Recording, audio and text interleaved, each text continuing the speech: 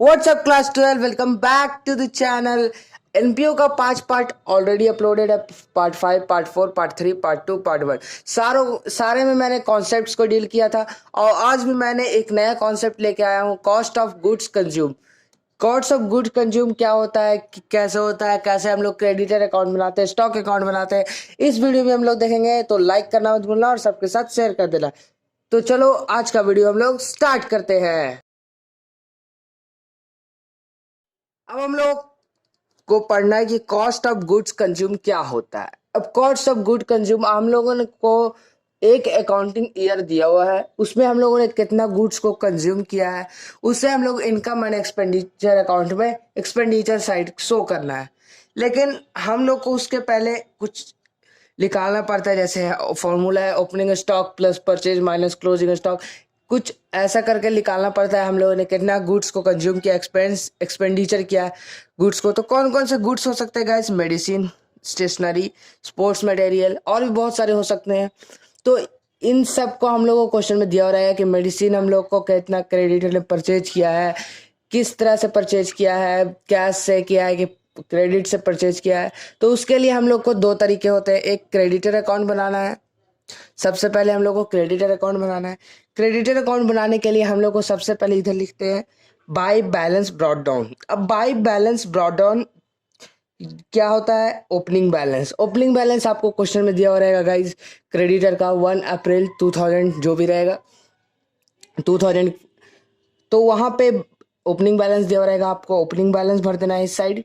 उसके बाद आपको क्लोजिंग बैलेंस दी हुई रहेगी 31 मार्च और 2000 जो भी रहेगा, तो आपको क्लोजिंग बैलेंस भर देनी है। उसके बाद आपको दिया रहेगा अमाउंट पेड टू क्रेडिटर, मतलब हम लोगों ने कुछ अमाउंट को पेड किया है क्रेडिटर पे, तो उसे हम लोग टू बैंक अकाउंट करके लिखेंगे। टू बैंक अकाउंट करके ही क्यों लिखेंगे और कुछ अकाउंट करके क्यों नहीं लिख सकते हैं? क्योंकि हम लोग को पता है कि जब भी हम लोग पैसा जो है वो देते हैं तो हम लोग को क्या करते हैं, जब भी हम लोग सामान खरीदते हैं तो क्या करते हैं, क्रेडिटर अकाउंट को डेबिट करते हैं, क्रेडिटर अकाउंट डेबिट, और टू बैंक अकाउंट को क्या करते हैं, क्रेडिट। तो इसीलिए अब हम लोग क्रेडिटर अकाउंट बनाना है तो हम लोग को टू बैंक किस साइड लिखेंगे, डेबिट के साइड, और अमाउंट जो भी हम लोग पेड करेंगे वो आ जाएगा यहाँ पे।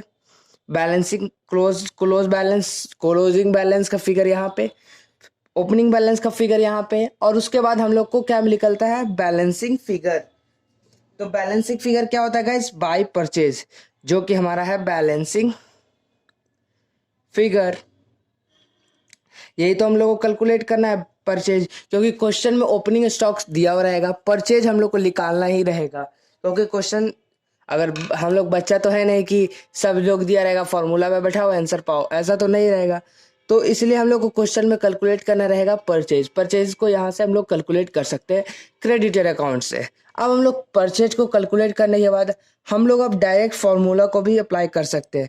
जैसे क्वेश्चन में दिया हुआ रहेगा, ओपनिंग स्टॉक दिया हुआ रहता है क्वेश्चन में, प्लस परचेज। परचेज जो हम लोगों ने यहाँ क्रेडिटर अकाउंट में बैलेंसिंग फिगर में हम लोगों ने निकाला, माइनस करेंगे क्लोजिंग स्टॉक, जो भी क्वेश्चन में दिया हुआ रहेगा क्लोजिंग स्टॉक, तो हम लोग को आ जाएगा इनकम एंड एक्सपेंडिचर अकाउंट में कितना अमाउंट जाएगा।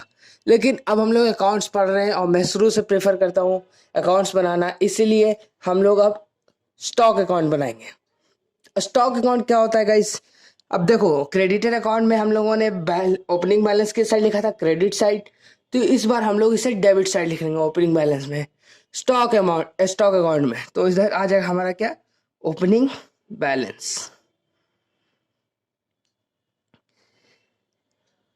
और क्रेडिट साइड आ जाएगा हमारा क्या, क्लोजिंग बैलेंस। ये सब क्वेश्चन में आपको दिए हुए रहेगा। उसके बाद टू क्रेडिटर अकाउंट क्या है? अब देखो यहाँ पे जो हम लोगों ने परचेज को निकाला ना, वही परचेज यहाँ पे टू क्रेडिटर अकाउंट नाम से आ जाएगा। तो यहाँ पे मैं अभी समझाने के लिए आपको लिख देता हूँ परचेज। जो भी हम लोगों ने यहाँ पे परचेज बैलेंसिंग फिगर में लाए थे वही यहाँ पे टू क्रेडिटर अकाउंट करके आ जाएगा।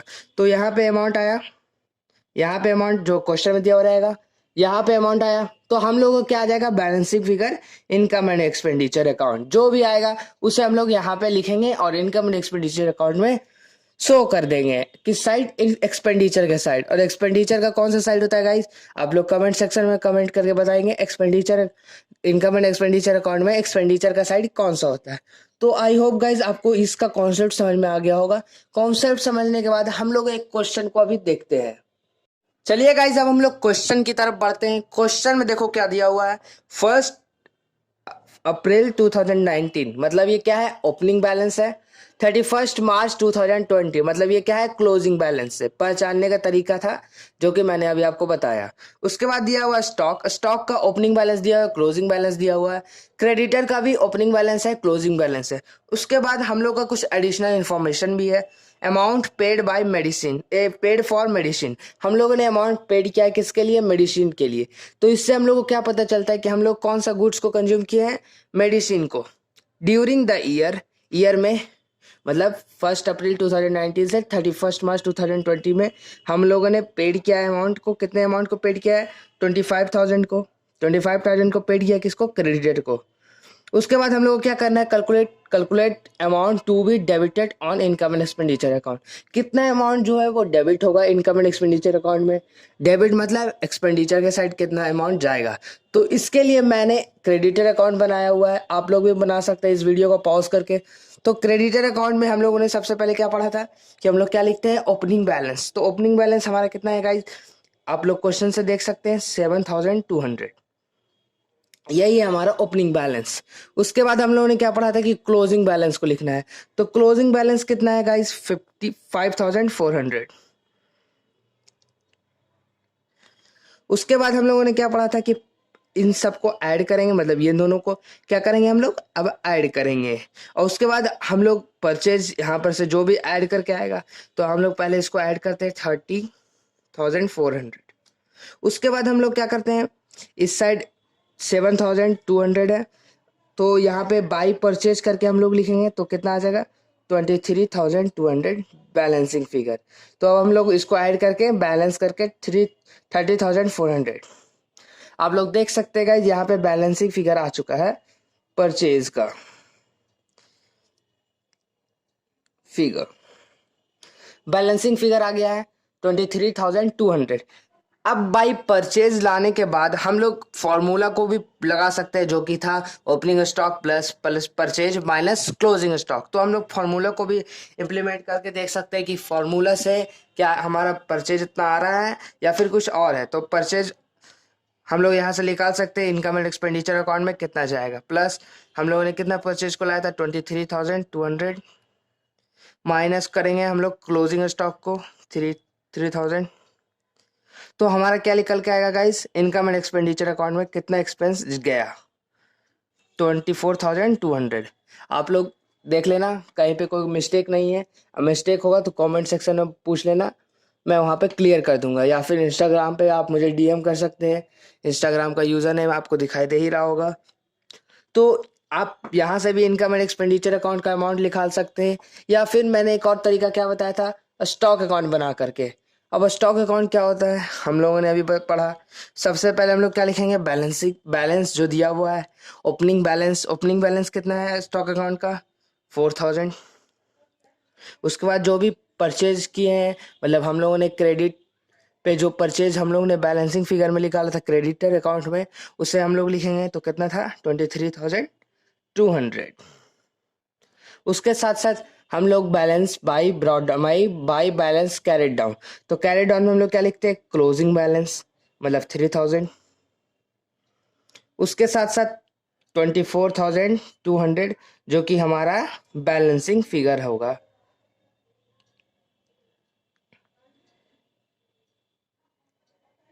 बैलेंसिंग फिगर है इनकम एंड एक्सपेंडिचर अकाउंट का। तो आई होप गाइज आपको ये क्वेश्चन भी क्लियर होगा। अगर इससे रिलेटेड कोई भी डाउट हो, सजेशंस हो, तो आप मुझे इंस्टाग्राम पर भी डीएम कर सकते हैं। इंस्टाग्राम का यूज़र नेम आपको दिखाई दे ही रहा होगा, या फिर कमेंट सेक्शन में आप पूछ सकते हैं। आई होप गाइज आपको ये पूरा वीडियो समझ में आ गया होगा। अगर समझ में आ गया होगा तो लाइक कर दीजिएगा और सबके साथ शेयर कर दीजिएगा। मिलते हैं हम लोग जल्द ही नेक्स्ट पार्ट में। तब तक के लिए keep working hard and makes your parents proud. Thank you for watching this video guys. Like करना मत भूलना और सबके साथ शेयर करना। Thank you so much.